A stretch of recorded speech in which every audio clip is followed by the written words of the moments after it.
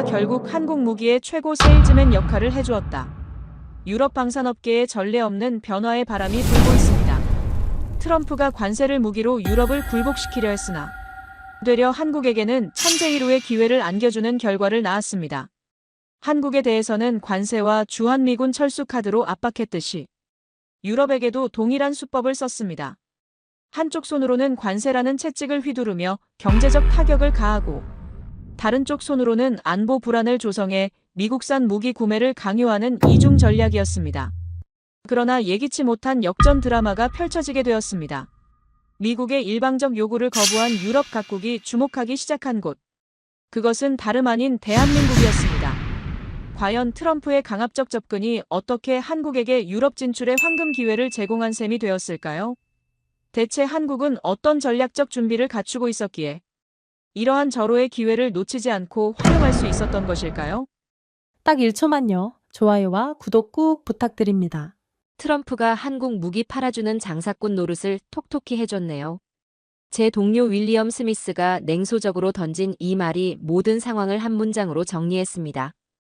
2024년 말 상황을 지켜본 유럽 방산업계의 가장 솔직한 반응이었지요. 저는 타리오스 그랜트입니다. 독일 출신으로 유럽 정치경제사를 연구해온 경제사학자입니다. 현재 런던의 유럽 방산 연구소에서 수석 연구위원으로 재직하며 25년간 국제 방산 시장의 변화를 추적해왔습니다. 모든 것은 트럼프의 이 발언에서 시작되었습니다. 유럽이 러시아 위협을 걱정하면서 왜 미국 무기는 제대로 안 사나? 관세부터 올리겠다. 우리가 호구냐? 백악관 복귀 직후 던진 폭탄 선언이었죠. 저는 그 순간을 런던 연구소에서 실시간으로 지켜봤습니다. CNN 속보가 뜨자마자 연구소 전체가 웅성거리기 시작했어요. 이건 무기 판매가 아니라 강압적 거래였습니다. 또 시작이로군. 제 옆자리 동료가 지겨워하는 듯 중얼거렸어요. 평소 신중하던 그가 저런 반응을 보이는 건 처음이었죠. 제가 보기에 트럼프의 전략은 뻔했습니다. 유럽의 지갑을 2번 털려는 계산이었거든요. 먼저 나토 분담금 증액을 압박하고 이제는 미국 무기까지 더 구매하라는 요구였죠. 러시아가 무서우면 우리 F-35, 패트리어트 미사일 사라. 아니면 관세 폭탄 맞을 각오해라. 하지만 이번엔 뭔가 달랐습니다. 유럽의 반응이 트럼프 예상과 완전히 다르게 나타났거든요. 독일 총리 올라프 숄츠가 브뤼셀 EU 본부에서 기자회견을 열었습니다. 우리는 미국의 ATM기가 아닙니다. 기자회견장이 순식간에 술렁거렸죠. 플래시가 터지고 기자들이 일제히 손을 들었어요. 독일 총리가 공개적으로 미국을 비판한 건 이례적인 일이었거든요. 독일 국방장관 보리스 피스토리우스도 즉시 대응했습니다. 독일은 위협에 굴복하지 않습니다. FCAS 프로젝트를 즉시 가속화하겠습니다. FCAS는 독일과 프랑스가 함께 추진하는 유럽 독자 전투기 개발 프로젝트입니다. 미국 의존도를 줄이겠다는 선전포고나 다름없었죠. 와, 정말 강경하게 나오는군요. BBC 국방 전문기자 톰 해리슨이 제게 전화를 걸어 말했어요. 당연하지요. 이번엔 자존심 문제이니까요. 저는 그렇게 답했습니다. 독일 정치인들 표정을 보니 정말 분노해 있었거든요. 더 충격적인 건 스위스였습니다. 평소 중립을 고수하던 그 나라에서 폭탄 선언이 터졌어요. 스위스 국방위원회 위원장 토마스 아에서가 공개적으로 말했어요. 우리가 이미 결정한 F-35 구매 계약, 정말 이대로 진행하는 게 맞습니까? 국민 여러분이 직접 판단하시기 바랍니다. 10조 원 규모의 F-35 도입 계약에 대한 국민투표를 시사한 발언이었지요. 스위스 전역이 들썩였어요. 미국 무기에만 의존하는 게 과연 현명한 선택인가? 이 질문이 스위스 주요 언론 일면을 장식했습니다. 평소 조용하던 스위스 국민들이 거리로 나와 시위를 벌이기 시작했어요. 베른 시내 연방광장에는 우리 돈으로 우리가 선택한다는 플래카드가 펄럭였죠. 저는 급히 취재팀을 꾸려 베를린으로 출장을 떠났습니다. 현장 분위기를 직접 확인해야 했거든요. 독일 국방부 청사 앞은 기자들로 북적거렸어요. 저는 그곳에서 독일 국방부 고위 관계자를 만났습니다. 이번 사태를 어떻게 보십니까? 제가 물었어요. 미국이 선을 넘었습니다. 동맹이라는 이름으로 경제적 강요를 하는 건 받아들일 수 없어요. 그의 목소리엔 분노가 담겨 있었어요. 그럼 대안이 있습니까? 당연히 있지요. 우리도 바보가 아닙니다. 이미 여러 옵션을 검토하고 있어요. 그의 답변은 단호했습니다. 이 전략은 역사가 기억할 반전의 서막이었죠. 제가 런던으로 돌아와서 동료들에게 한 분석이었어요. 트럼프는 유럽을 압박해서 더 많은 미국 무기를 팔려고 했지만 결과는 정반대로 나타나고 있었거든요. 유럽이 흔들릴 줄 알았는데 예상보다 훨씬 더 단호했습니다. 파리 엘리제궁에서 열린 EU 국방장관 긴급회의 소식이 들려왔어요. 회의는 무려 8시간 동안 계속됐습니다. 회의 후 발표된 공동성명은 충격적이었어요. 유럽의 전략적 자율성 확보를 위해 비미국권 파트너십을 적극 모색한다. 외교적 수사처럼 들리지만 업계에선 모두 알아듣는 메시지였어요. 미국 말고 다른 나라들과 무기 거래를 늘리겠다는 뜻이었죠. 프랑스 국방장관 세바스티앙 르코르니가 기자들에게 말했어요. 우리는 더 이상 한 나라에만 의존하지 않을 겁니다. 선택권은 우리에게 있어야 해요. 이탈리아 국방장관도 맞장구 쳤습니다. 유럽에는 자존심이 있습니다. 우리도 충분히 훌륭한 대안들을 찾을 수 있어요. 그럼 구체적으로 어느 나라가 대안이 될까요? 제 후배 연구원 에밀리 존슨이 물었어요. 글쎄요. 러시아나 중국은 정치적으로 절대 불가능하고, 이스라엘은 규모가 작고, 저는 잠시 생각에 잠겼습니다. 그때 파리 회의에 참석했던 한 관계자가 로이터 통신에 흘린 말이 떠올랐어요. 독일 국방차관이 회의 중에 던진 질문이었다고 합니다. 한국 쪽은 어떨까요? 폴란드에서 꽤 괜찮은 평가를 받고 있다던데. 저는 그 기사를 읽으며 깜짝 놀랐습니다. 한국이라고요? 한국? 그때까지만 해도 그 이름은 제 연구 대상이 아니었지요. 솔직히 저에게 한국은 그냥 미국에 충실한 동맹국 정도였어요. K-팝, 삼성 정도로만 알고 있었죠. 방산 분야에서는 가격 경쟁력 있는 제품 만드는 신흥국 정도로 분류하고 있었습니다. 중국제보다는 낫지만 미국이나 유럽제보다는 급이 떨어진다고 생각했거든요. 하지만 그 기사를 읽는 순간 뭔가 중요한 걸 놓쳤다는 직감이 들었어요. 25년간 쌓아온 연구자 직감이 경고음을 울리고 있었거든요. 언론에서 한국이라는 이름이 나왔다는 건 뭔가 제가 모르는 일이 벌어지고 있다는 뜻이었습니다. 혹시 한국방산 관련 자료 좀 찾아주실 수 있어요? 저는 연구팀에 자료를 요청했어요. 한국이요? 갑자기 왜요? 그냥 한번 확인해보고 싶어서요. 그 순간 저는 확신했습니다. 압박 속에서도 기회를 만들어낸 나라가 있다면 바로 한국일 거라고 말이에요. 트럼프가 또 한 번 폭탄을 터뜨렸습니다. 유럽을 압박한 지 불과 일주일 만에 이번엔 아시아를 향해 더 큰 충격탄을 날렸어요. 한국은 방위비를 더 내야 합니다. 왜 이렇게 적게 내죠? 이런다면 주한미군 철수도 검토해봐야 해요. 플로리다 마라라고에서 열린 기자회견에서 나온 발언이었습니다. 저는 그 순간 런던 연구소에서 생중계를 지켜보고 있었어요. 그 한마디가 아시아 전체를 흔들었습니다. CNN 속보가 뜨자마자 아시아 증시가 일제히 요동쳤어요. 한국 코스피는 3% 급락했고 일본 니케이도 2% 이상 떨어졌죠.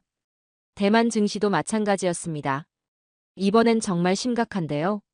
제 동료 클라우스 밀러가 걱정스런 표정으로 말했어요. 그러게요. 주한미군은 한국만의 문제가 아니거든요. 저도 동의했습니다. 주한미군 28,000명은 단순히 한국만 지키는 게 아니라 아시아 전체의 안보 축이었거든요. 일본 언론들이 가장 먼저 반응했습니다. 아사히 신문이 긴급 호해를 발행했어요. 주한미군 철수 시사, 일본 안보의 직격탄.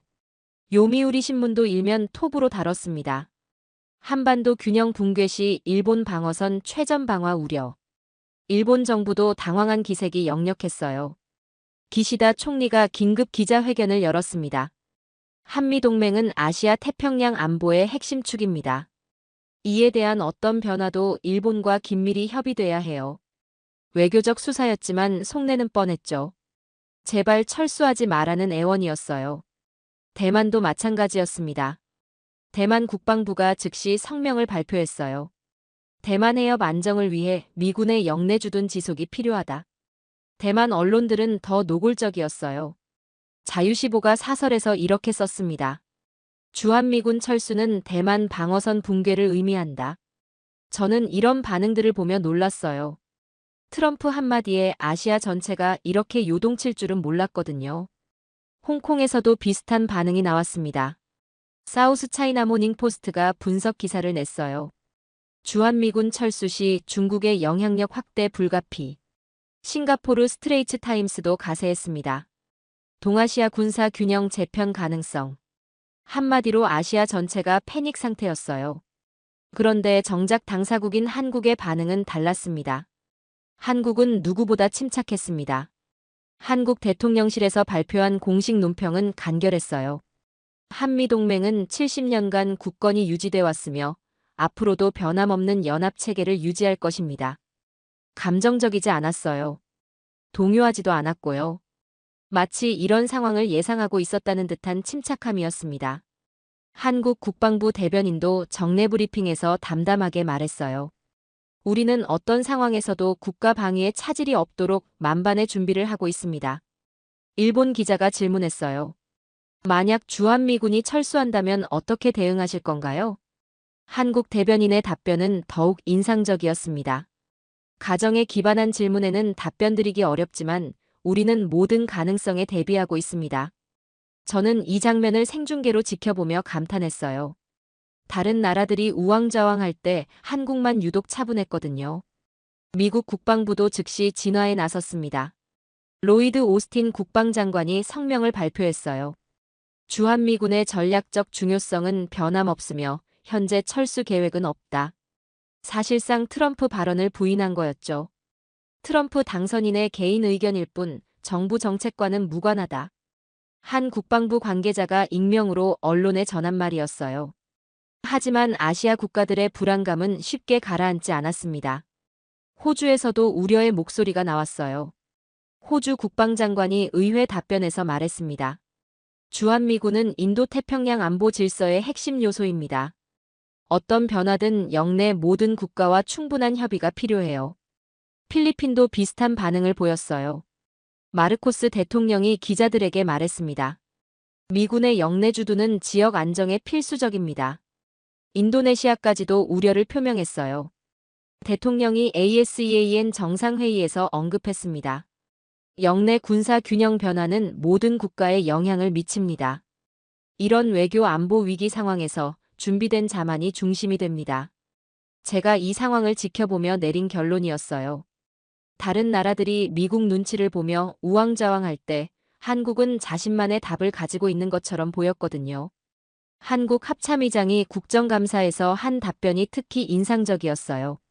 우리는 한미동맹을 기반으로 하되 자주국방 능력도 지속적으로 강화하고 있습니다. 구체적으로 어떤 능력들인가요? 국정감사위원이 물었어요. 국산 무기 체계의 성능과 생산 능력, 그리고 독자적 작전 수행 능력 등입니다. 합참의장의 답변은 자신감에 차 있었어요. 저는 이 답변을 들으며 놀랐습니다. 한국이 이런 준비를 하고 있었다니 몰랐거든요. CNN에서 아시아 특파원이 보도한 내용도 흥미로웠어요. 한국은 다른 영내 국가들과 달리 크게 동요하지 않고 있다. 이는 자체적인 대응 방안을 보유하고 있다는 자신감의 표현으로 보인다. BBC도 비슷한 분석을 내놨어요. 한국의 침착한 대응은 자주국방 능력에 대한 확신에서 나오는 것으로 분석된다. 혼란의 중심에서 한국은 침착하게 자리를 지켰습니다. 제가 이 일주일간의 상황을 지켜보며 내린 결론이었어요. 트럼프의 철수 발언에 아시아 전체가 흔들렸지만 정작 한국은 흔들리지 않았거든요. 한국 외교부 대변인이 정례 브리핑에서 한 말이 기억에 남아요. 우리는 변화하는 안보 환경에 능동적으로 대응할 준비가 돼 있습니다. 어떤 준비를 말씀하시는 건가요? 외신 기자가 물었어요. 우리만의 방식으로 평화와 안정을 지켜나갈 것입니다. 대변인의 답변은 여전히 침착했어요. 이때부터 저는 대한민국이라는 단어를 다시 적기 시작했습니다. 단순한 미국의 동맹국이 아니라 독자적인 전략과 능력을 가진 나라로 말이에요. 이런 위기 상황에서도 흔들리지 않는 한국의 모습이 제게는 새롭게 다가왔거든요. 25년간 방산 분석을 해오면서 진짜 강한 나라가 무엇인지 깨달았어요. 위기가 왔을 때 바로 고개 숙이지 않고 자신만의 해답을 가진 나라. 그것이 진정한 강국이라는 걸 말이죠. 그때부터 저는 한국이 왜 그렇게 침착할 수 있었는지 이해하기 시작했습니다. 연구팀에서 가져온 한국 방산 자료를 본격적으로 분석하기 시작했어요. 폴란드 사례가 가장 먼저 눈에 띄었습니다. 2022년 러시아가 우크라이나를 침공했을 때의 일이었어요. 폴란드는 즉시 우크라이나에 무기를 지원했지만 자국의 무기고가 텅 비는 상황에 직면했습니다. 긴급히 무기가 필요하다. 당장 공급 가능한 곳이 어디냐? 폴란드 국방부가 전 세계 방산업체들에 보낸 긴급 요청이었어요. 미국은 답했습니다. 2년 후에 공급 가능합니다. 독일은 더 솔직했어요. 현재 생산 라인이 포화 상태입니다. 프랑스도 마찬가지였습니다. 기존 계약 이행도 벅찬 상황입니다. 그때 한국이 답했어요. 6개월 내 첫 납품 가능합니다. 한국은 조건 없는 거래라는 말을 행동으로 보여줬습니다. 제가 폴란드 계약 관련 자료를 보며 놀란 부분이었어요. 다른 나라들이 온갖 조건을 내걸 때 한국은 달랐거든요. 한국 측에서 별도의 정치적 조건을 요구하지 않았다. 폴란드 국방부 관계자가 언론에 한 말이었어요. 이게 얼마나 이례적인 일인지 업계에 있는 사람들은 다 알죠. 보통 대규모 무기 수출에는 온갖 조건이 따라붙거든요. 구매국의 외교 정책 제약, 특정 국가와의 거래 금지, 기술 이전 제한 등등 말이에요. 한국은 그런 조건이 없었나요? 제가 폴란드 주재 독일 국방무관에게 물어봤어요. 놀랍게도 없었습니다. 그냥 계약 조건만 맞으면 됐어요. 그의 답변이 인상적이었습니다. 노르웨이 사례도 비슷했어요. 노르웨이가 K9 자주포 도입을 결정한 과정을 보면 한국의 접근 방식이 얼마나 달랐는지 알 수 있거든요. 독일 PGH-2000과 한국 K9 사이에서 고민하던 노르웨이였는데 결정적 차이는 납기와 서비스였어요. 독일 측은 3년 후 납품이라고 했는데 한국은 18개월 내 납품이 가능하다고 했습니다. 노르웨이 국방부 조달 담당관의 말이었어요. 게다가 현지 정비 훈련까지 포함해서 제안했어요. 전쟁 위기 속 한국 무기는 즉시 대응이 가능했죠. 이게 한국 방산의 가장 큰 강점이었어요. 다른 나라들이 몇 년씩 기다리라고 할 때 한국은 몇 개월 만에 해결책을 제시했거든요. 호주의 K9 도입 과정도 흥미로웠습니다. 호주는 원래 독일 PGH-2000을 선호했어요. 하지만 우크라이나 전쟁으로 독일의 생산 일정이 꼬이면서 상황이 바뀌었죠. 우리는 기다릴 시간이 없다. 호주 국방장관의 솔직한 고백이었어요. 한국이 제시한 조건은 단순했습니다. K9-1 자주포 30문을 2년 내 납품, 현지 정비시설 구축, 운용 교육까지 포함한 패키지 딜이었어요. 계약 조건이 명확하고 간단했어요. 복잡한 부대 조건도 없었고요. 호주 국방부 관계자가 언론에 한 말이었습니다. 상대국이 부담을 느끼지 않는 파트너, 보기 드물었습니다. 제가 여러 계약 사례들을 분석하며 내린 결론이었어요. 한국은 상대방을 편하게 해주는 거래 방식을 가지고 있었거든요. 한국과 거래할 때 가장 좋은 점이 뭔가요? 제가 폴란드 국방부 관계자에게 물어봤어요. 정치적 부담이 없다는 거죠. 그냥 순수하게 군사적 필요에만 집중할 수 있어요. 그의 답변이 핵심을 찌르고 있었어요. 미국이나 러시아, 중국과 무기 거래를 하려면 반드시 정치적 선택을 해야 하거든요. 어느 편에 설 것인지, 어떤 외교 정책을 택할 것인지 말이에요. 하지만 한국은 달랐어요. 한국과 무기 거래를 해도 다른 나라와의 관계가 복잡해지지 않았거든요. 한국은 우리에게 중국과의 관계를 바꾸라고 요구하지 않았어요. 호주 관계자의 말이었습니다. 미국과의 동맹 관계를 강화하라는 압박도 없었고요. 노르웨이 관계자도 비슷한 얘기를 했어요. 이게 바로 한국 방산의 숨겨진 강점이었습니다. 기술력이나 가격 경쟁력도 중요하지만 이런 정치적 중립성이야말로 진짜 차별화 요소였거든요. 그건 무기가 아니라 신뢰의 패키지였습니다. 제가 한국 방산을 분석하며 깨달은 핵심이었어요. 한국이 파는 건 단순히 탱크나 자주포가 아니라 부담 없는 파트너십이었거든요.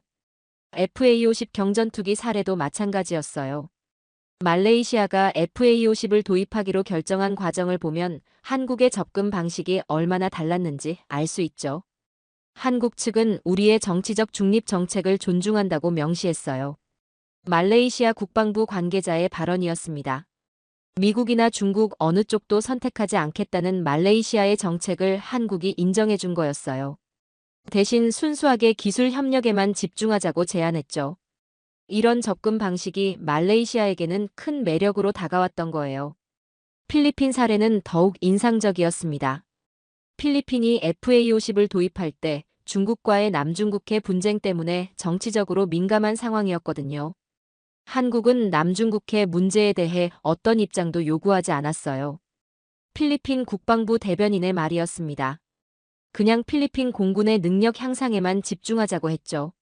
한국은 갑질하지 않았고 신뢰를 팔았습니다. 이 한 문장이 한국 방산의 모든 걸 설명해 주는 것 같았어요.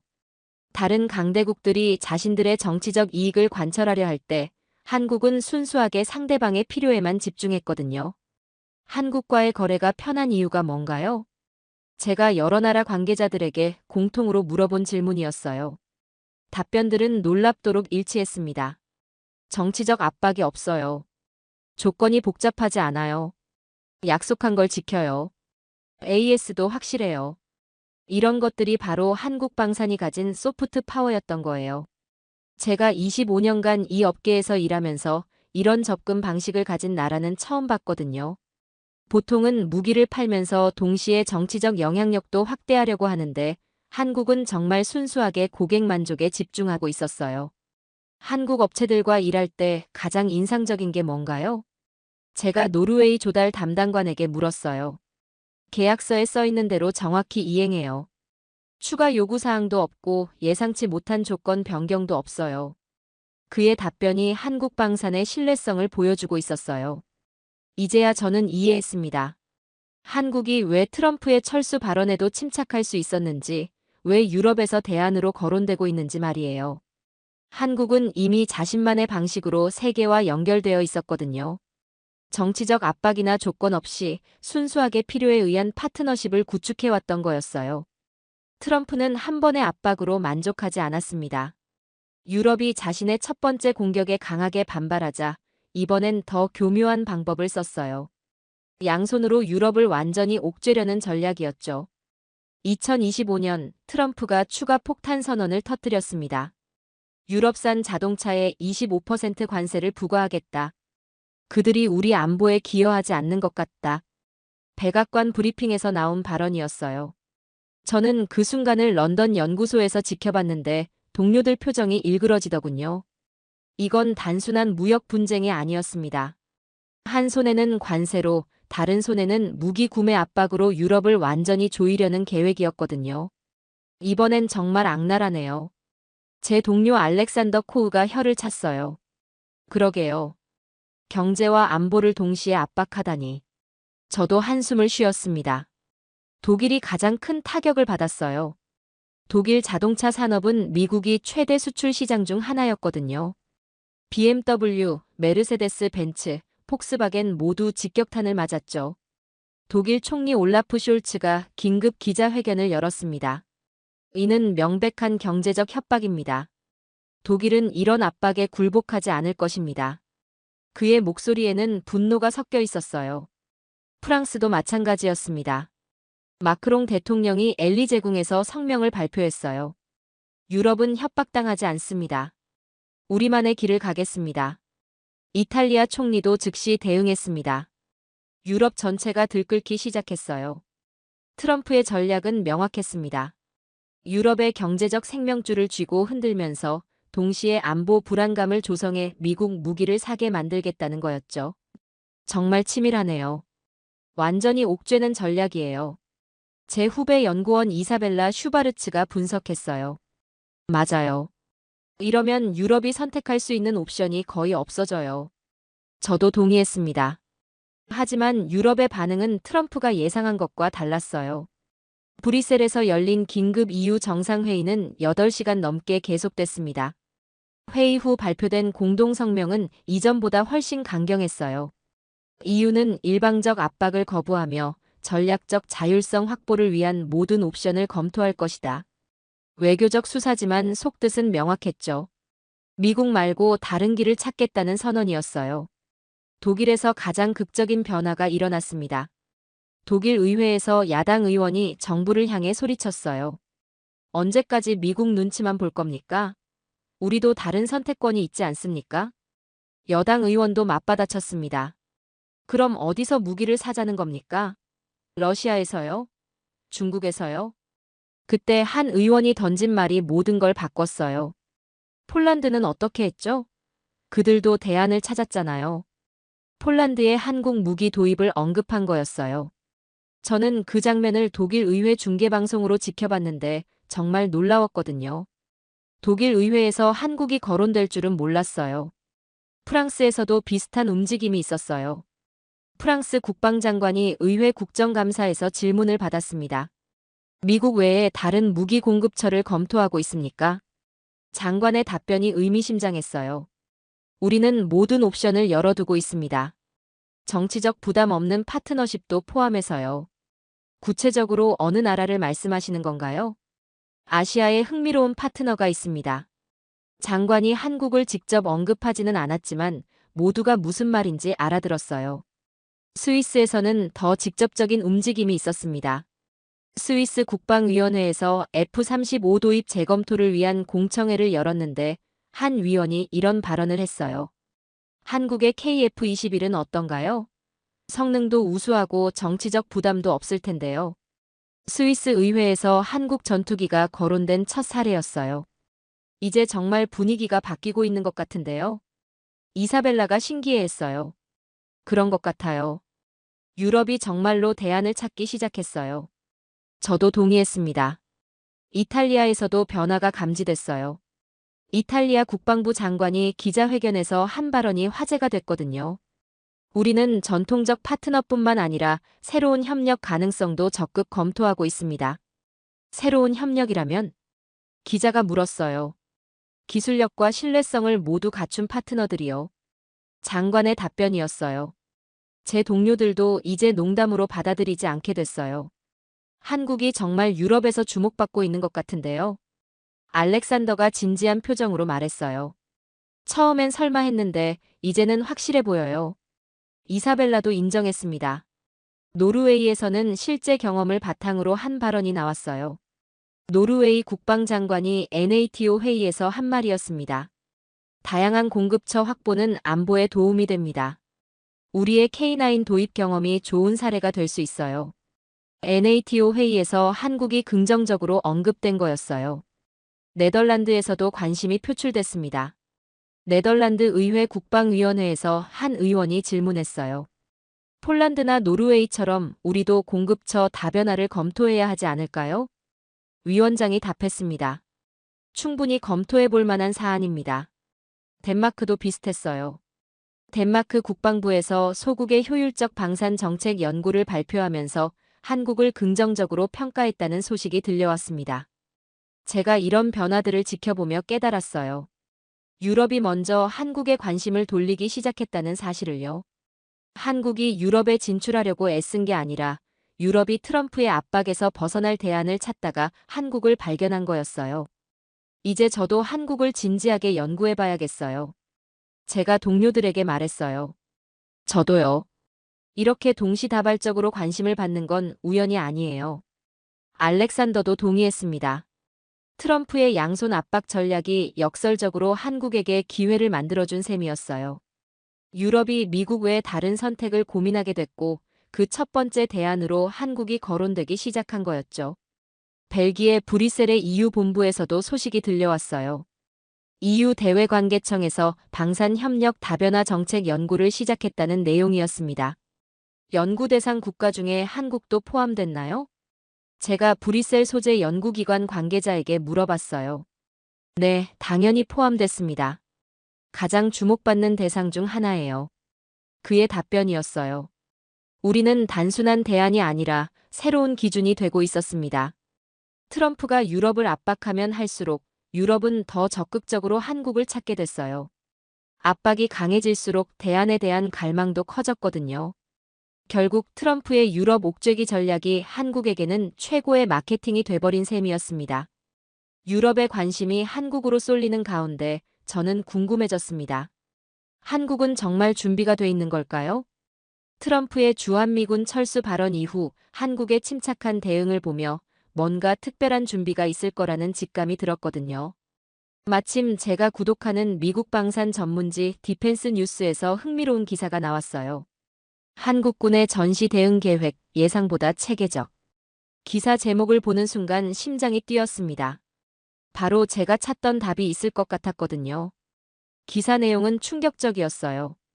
미군 관계자들이 한국군의 대응 계획을 검토한 결과 예상보다 훨씬 체계적이고 현실적이라는 평가를 내렸다는 거였습니다.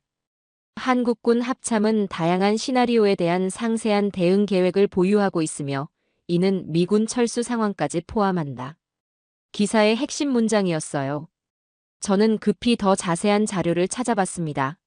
한국 국정감사 자료 중에서 공개된 부분들을 살펴보니 정말 놀라운 사실들이 드러났어요. 한국 합참의장이 국정감사에서 한 답변이 인상적이었습니다. 우리는 모든 가능성에 대비하고 있습니다.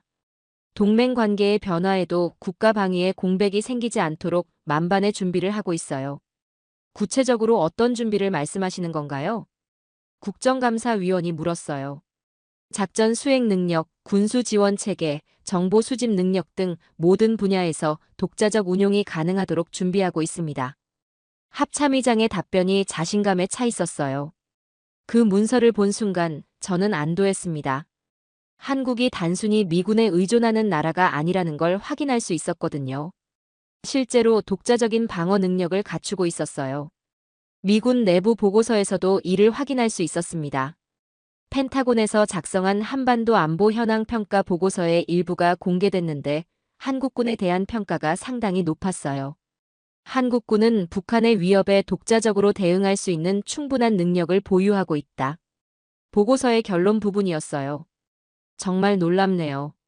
한국이 이 정도로 준비돼 있을 줄은 몰랐어요. 제 동료 클라우스 밀러가 감탄했어요.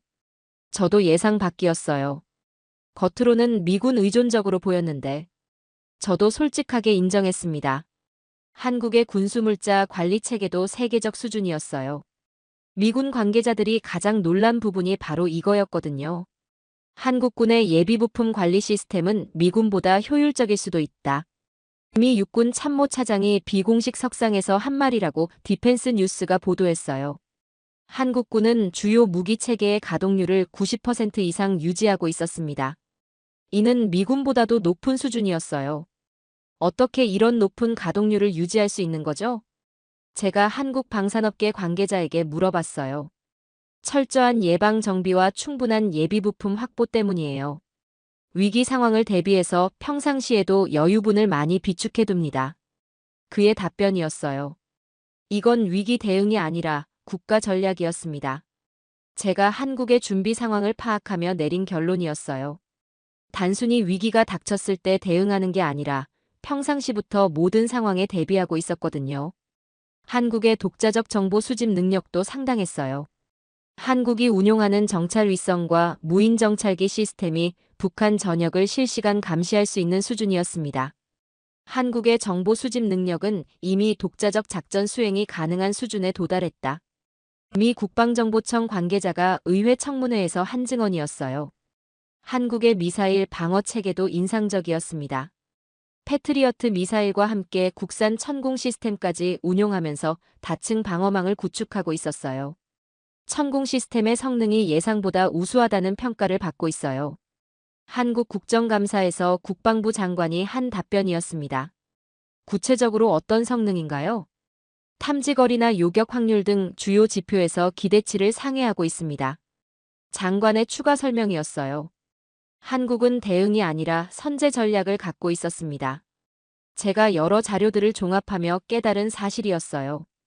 다른 나라들이 위기가 닥치면 그때서야 대응책을 찾는데 한국은 미리 모든 시나리오를 준비해두고 있었거든요. 한국의 방산업체들도 이런 전략에 맞춰 준비하고 있었어요. 주요 무기 체계의 핵심 부품들을 국산화해서 외부 의존도를 줄이고 있었습니다. KF-21 개발 과정에서 핵심 기술들을 대부분 국산화했어요. 한국항공우주산업 관계자가 언론의 한 말이었습니다. 엔진은 어떻게 하셨나요? 현재는 미국산을 사용하지만 한국형 엔진 개발도 진행 중입니다. 그의 답변이었어요. 한국의 탄약 생산 능력도 놀라웠습니다. 주요 탄종의 생산 라인을 확보해서 전시에도 안정적인 공급이 가능하도록 준비해뒀어요. 한국의 탄약 생산 능력은 북한과의 전면전에도 충분히 대응할 수 있는 수준이다. 미군 관계자가 의회에서 한 증언이었습니다. 제가 특히 놀란 건 한국의 전시 지휘 체계였어요. 미군과의 연합 지휘 체계뿐만 아니라 독자적 지휘 체계도 완벽하게 준비돼 있었거든요. 한국군은 필요시 독자적인 작전 지휘가 가능한 체계를 갖추고 있습니다. 한국 합참의장의 국정감사 답변이었어요. 미군 없이도 가능하다는 말씀인가요? 그렇습니다. 물론 연합작전이 더 효율적이지만 독자작전도 충분히 가능합니다. 합참의장의 확신에 찬 답변이었어요. 다들 놀라는데 저는 이미 확신하고 있었죠. 한국이 정말 준비된 나라라는 사실을 말이에요. 25년간 방산 분야에서 일하면서 이렇게 체계적으로 준비된 나라는 처음 봤거든요. 한국의 예비군 체계도 인상적이었어요. 300만 명의 예비군이 체계적으로 관리되고 있었고 정기적인 훈련을 통해 실전 대응 능력을 유지하고 있었습니다. 한국의 예비군 시스템은 이스라엘과 함께 세계 최고 수준으로 평가받고 있어요. NATO 관계자가 한 세미나에서 한 발언이었습니다. 한국의 민방위 체계까지 완벽했어요. 지하철역과 주요 건물들이 대피소 기능을 할 수 있도록 설계돼 있었고 비상시 국민들을 보호할 수 있는 시스템이 갖춰져 있었어요. 서울 지하철 시스템은 세계에서 가장 견고한 지하 방어망 중 하나다. 외국 전문가가 한국을 방문한 후 한 평가였어요. 제가 이 모든 걸 종합해보니 한 가지 확실한 사실이 보였습니다. 위기는 닥치기 전에 대비해야 합니다. 한국은 그렇게 해왔습니다. 트럼프의 철수 발언에도 한국이 침착할 수 있었던 이유가 바로 이거였어요. 이미 모든 준비가 끝나 있었거든요. 정말 대단하네요. 이 정도로 준비돼 있는 나라는 드물어요. 제 동료 이사벨라 슈바르츠가 감탄했어요. 그러게요. 겉으로는 미군 의존적으로 보이지만 속으로는 완전히 독립적인 능력을 갖추고 있었네요. 클라우스도 놀라워했습니다. 한국은 정말 준비된 나라였어요. 위기가 와도 흔들리지 않을 이유가 다 있었던 거였습니다. 군사력은 감정이 아닌 수치로 말해야 한다. 그게 제 지금까지의 철학이었습니다. 25년간 방산 분석가로 일하면서 저는 항상 객관적인 데이터에 의존해왔어요. 감정이나 선입견이 끼어들면 잘못된 판단을 하게 되거든요. 한국에 대한 관심이 커지면서 저는 본격적으로 한국 방산의 수치를 분석하기 시작했습니다. 그리고 그 결과는 충격적이었어요. 가장 먼저 확인한 건 국제권위기관들의 평가였습니다. 스톡홀름 국제평화연구소 SIPRI 최신 보고서에서 한국은 전 세계 상위권 군사력으로 평가받았어요. 글로벌 파이어파워 GFP 순위에서도 한국은 주요 강국들과 어깨를 나란히 했습니다. 이거 진짜 맞는 자료예요? 제 동료 에밀리 존슨이 의심스러워했어요. 공식 발표된 자료니까 틀림없어요. 저는 재확인해서 답했습니다. 분석 도구가 먼저 인정했습니다. 인간보다 먼저요. 제가 각종 데이터를 종합하며 내린 결론이었어요. 사람들은 아직 한국을 과소평가하고 있지만 냉정한 수치들은 이미 한국의 실력을 인정하고 있었거든요. KF-21 보라매의 개발 현황도 놀라웠습니다. 블록 1 버전의 초도 비행이 성공적으로 끝났고 이미 블록 2 버전 개발이 진행되고 있었어요. 4.5세대 전투기를 독자 개발한 나라가 전 세계에 몇 개나 됩니까? 손에 꼽을 정도예요. 한국이 그 클럽에 당당히 입성한 거였습니다. K 흑표 전차의 성능도 세계 최고 수준이었어요. 특히 자동 표적 추적 시스템이 실전에 적용된 건 혁신적이었습니다. 자동 표적 추적이 실제로 어떻게 작동하나요? 제가 한국 방산업체 관계자에게 물었어요. 적 표적을 자동으로 탐지하고 추적해서 최적의 사격 시점을 제공합니다. 그의 설명이었어요. 이런 첨단 기술을 실전 배치한 나라는 많지 않았습니다. K9 자주포의 실전 데이터는 더욱 놀라웠어요. 폴란드에서 운용한 결과 사격 정확도와 기동성 모든 면에서 기대치를 상회했다는 평가가 나왔거든요. 폴란드군의 K9 평가는 어떤가요? 제가 공개된 자료를 검토하며 물었어요. 모든 항목에서 요구 성능을 충족했다고 나와 있어요. 특히 혹독한 겨울 날씨에서도 완벽하게 작동했다고 해요. 연구원의 답변이었습니다. 전장에서 중요한 건 숫자죠. 한국은 그걸 가졌습니다. 제가 각종 성능 데이터를 분석하며 확신한 부분이었어요. 화려한 마케팅이나 정치적 수사가 아니라 순수한 성능으로 승부하는 거였죠. LAM이라 불리는 장거리 공대지 미사일의 정밀도도 인상적이었습니다. 공개된 자료에 따르면 목표 성능을 모두 달성했다고 해요. 한국의 방산 수출 실적도 놀라웠습니다. 최근 몇 년간 급속도로 성장해서 세계 주요 방산 수출국 반열에 올랐어요. 이 정도 성장세는 정말 드물어요. 제 동료 클라우스 밀러가 감탄했어요. 그러게요. 기하급수적 성장이라고 봐야 해요. 저도 동의했습니다. 한국은 더 이상 가격 경쟁력이 전부가 아니었습니다. 제가 수치들을 종합하며 깨달은 사실이었어요. 처음엔 저렴한 대안 정도로 여겨졌지만 이제는 성능과 기술력으로 인정받고 있었거든요. 해군 분야도 마찬가지였어요. 한국의 KSS-3 잠수함은 세계에서 몇 안 되는 리튬이온 배터리 잠수함이었습니다. 이는 최첨단 기술을 보유한 증거였어요. 리튬이온 배터리 잠수함을 운용하는 나라가 몇 개나 됩니까? 제가 물었어요. 손에 꼽을 정도예요. 한국이 선두그룹에 있죠. 연구원의 답변이었습니다. 방공 시스템 분야에서도 한국의 성과는 두드러졌습니다. 천궁 시스템이 각종 시험에서 우수한 성과를 거뒀거든요. 천궁이 실제 테스트에서 어떤 성과를 거뒀나요? 제가 공개된 시험 자료를 확인하며 물었어요. 다양한 표적에 대해 높은 요격 성공률을 보였어요. 특히 다중 표적 동시 요격에서 우수한 성능을 보였다고 해요. 연구원의 설명이었습니다. 수치는 거짓말을 하지 않습니다. 그게 제가 놀란 이유입니다. 제가 모든 데이터를 검토한 후 내린 결론이었어요. 한국이 어떻게 이런 실력을 갖게 됐는지는 몰라도 현재의 능력은 부정할 수 없었거든요. AESA 레이더 기술도 세계 최고 수준이었어요. 한국이 개발한 레이더는 탐지거리와 정확도에서 선진국 제품과 경쟁할 수 있는 수준이었습니다. 미사일 기술도 놀라웠어요. 현무 시리즈 미사일들의 성능이 세계 최고 수준에 달했거든요. 한국의 국방 R&D 투자도 인상적이었어요. GDP 대비 국방 R&D 투자 비율이 상당한 수준으로 이는 선진국들과 비슷했습니다. 이 정도 투자 비율이면 상당한 건가요? 제가 국제 비교 자료를 보며 물었어요. 네, 세계 최고 수준이에요. 그 결과가 바로 이런 기술적 성과로 나타난 거죠. 연구원의 답변이었습니다. 드론 기술도 빠르게 발전하고 있었습니다. 한국이 개발 중인 군용 드론들은 성능과 가격 경쟁력을 모두 갖추고 있었어요. 모든 수치들을 종합해보니 명확한 결론이 나왔습니다. 이제 한국 무기는 옵션이 아니라 기준이 됐습니다. 세계 각국이 무기를 선택할 때 한국을 반드시 고려해야 하는 수준에 도달한 거였어요. 더 이상 저렴한 대안 정도가 아니라 1차 선택지 중 하나가 된 거였죠. 정말 놀랍네요. 이 정도 수준일 줄은 몰랐어요. 클라우스가 감탄했어요. 저도 마찬가지예요. 수치로 확인하니까 더 확실해지네요. 저도 인정했습니다. 한국이 방산 강국으로 완전히 자리 잡은 걸 객관적 데이터로 확인할 수 있었어요. 이제 누구도 한국의 실력을 의심할 수 없었습니다. 그리고 최근 저는 런던에서 열린 국제안보포럼에 참석했습니다. 매년 열리는 이 포럼은 전 세계 방산업계와 정부 관계자들이 모이는 중요한 행사예요. 올해는 특히 변화하는 글로벌 안보 환경이 주제였습니다. 저는 이 자리에서 세계의 시선을 직접 목격했습니다.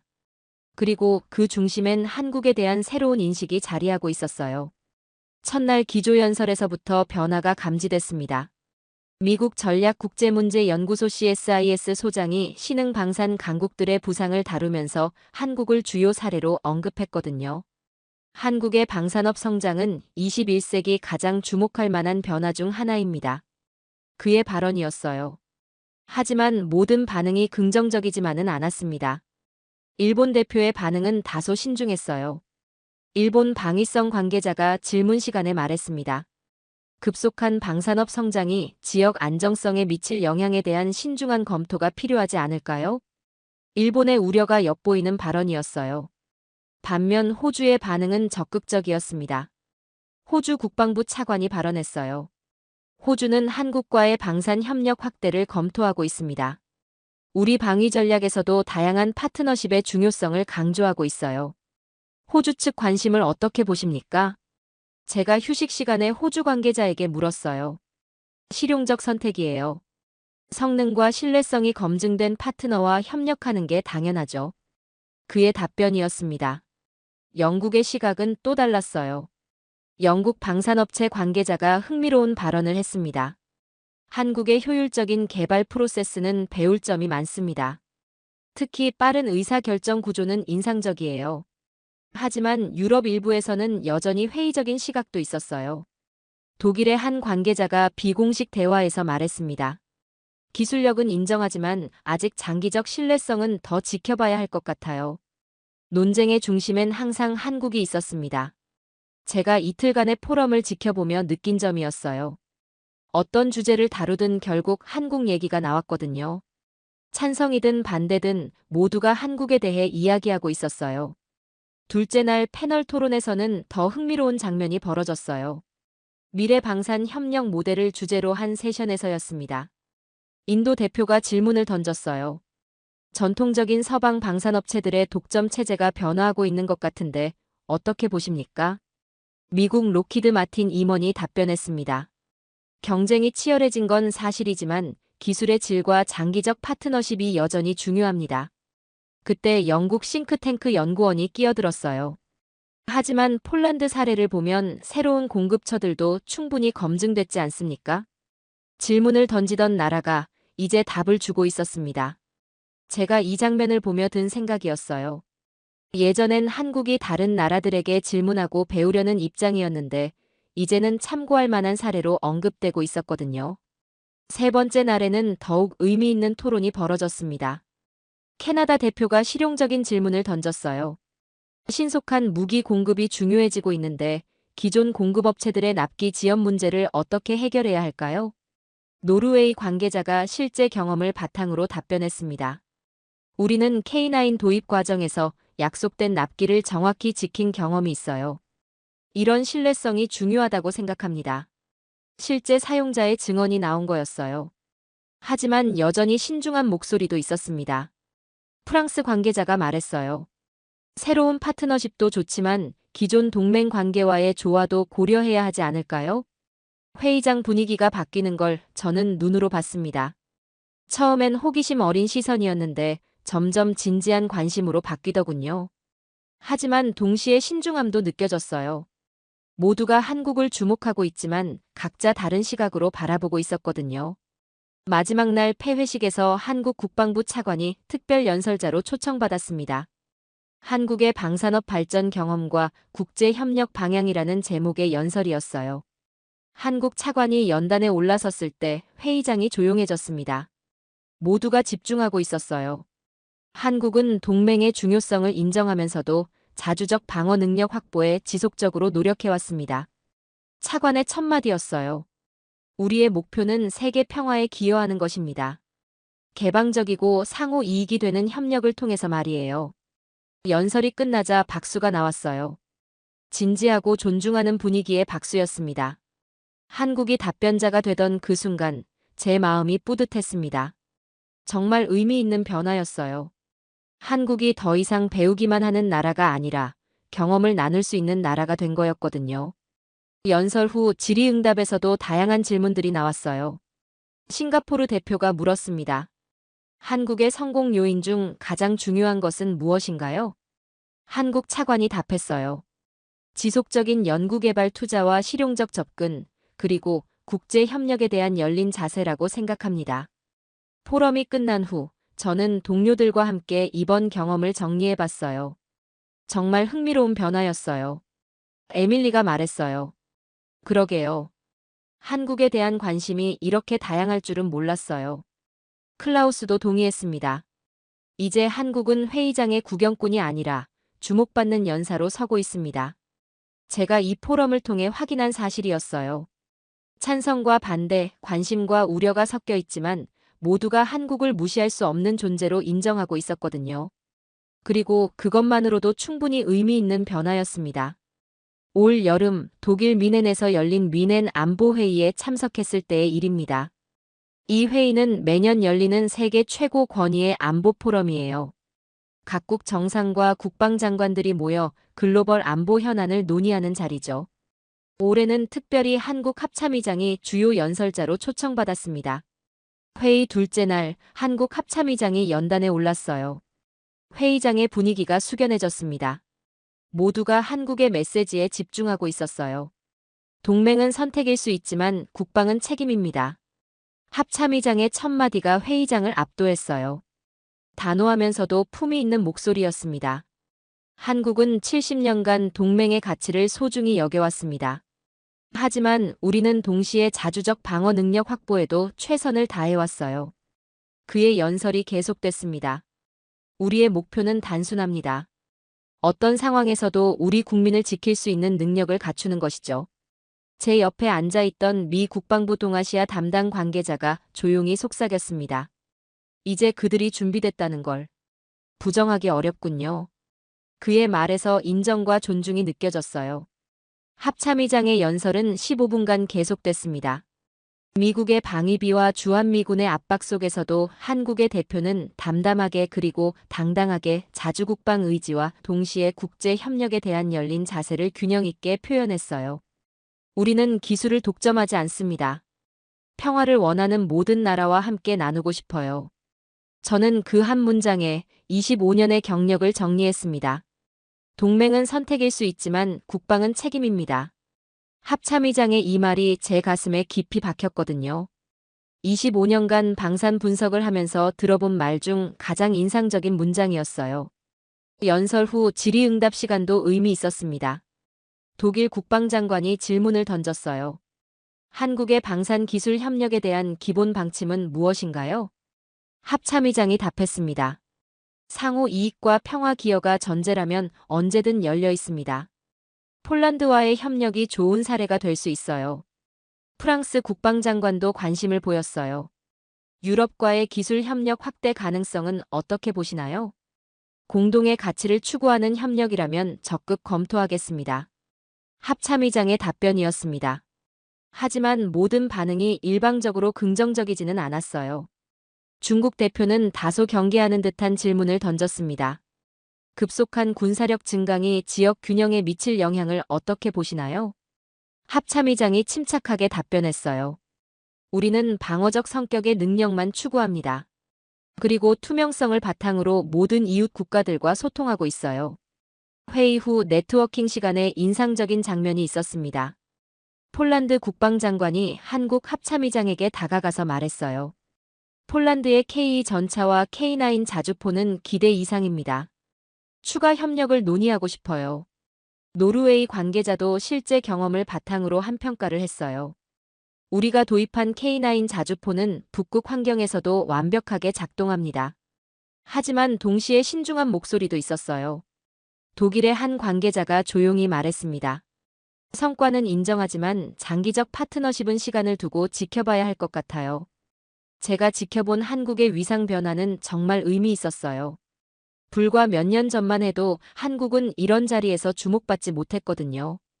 그런데 이제는 진지한 관심의 대상이 되어 있었어요. 회의 마지막 날 한국 방산업체들의 성과가 공개적으로 언급됐어요. K 전차의 폴란드 현지 생산, K9 자주포의 다양한 수출 성과, 그리고 KF-21의 개발 진전까지.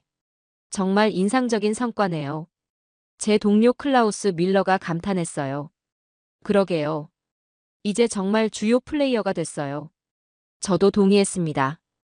LAM 미사일의 블록일 실전 배치 소식도 주목받았어요. 장거리 정밀 타격 능력을 갖춘 나라가 많지 않거든요. LAM의 성능이 어느 정도인가요? 한 참석자가 한국 관계자에게 물었어요. 목표한 모든 성능을 달성했습니다. 정밀도와 신뢰성 모든 면에서 기대치를 달성했어요. 한국 관계자의 자신감 있는 답변이었습니다. 회의 마지막 세션에서 NATO 사무총장이 한국을 언급했습니다. 한국은 NATO의 중요한 파트너국으로서 글로벌 안보에 기여하고 있습니다. 공식적인 인정이었어요. 회의가 끝나고 돌아오는 비행기에서 저는 깊은 생각에 잠겼어요. 우리가 한국을 선택한 게 아니라 한국이 준비돼 있었던 겁니다. 제가 이 모든 과정을 지켜보며 내린 최종 결론이었어요.